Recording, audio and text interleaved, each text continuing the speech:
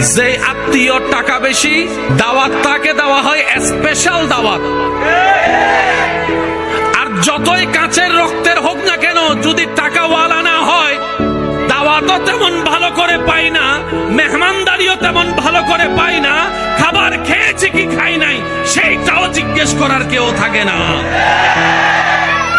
সম্পদ যদি একটু ভালো থাকে, বারবার এসে জিজ্ঞেস করবে, পায়েস খাবেন, একটু চা খাবেন, একটু একটু একটু চিনি কম দিয়ে চা এনে দিই, না ভাই আমার পেটে না না একটু খান না, একটু বসেন না, ওই রুমটার মধ্যে না একদম এসি আছে, আপনি ওখানে গিয়ে আরাম করুন।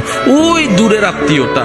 আর যেটা কাছের আত্মীয়, সম্পদ তেমন নাই, পাশ দিয়ে গেলেও জিজ্ঞেস করে না, সে আশা নিয়ে বসে থাকে হয়তো আমাকে একটু জিজ্ঞেস করবে, আচ্ছা খাই না খাই অন্তত জিজ্ঞেস তো একটু করুক, মনটা বড় হবে যেন আমার আত্মীয় আমাকে একটু জিজ্ঞেস করেছে।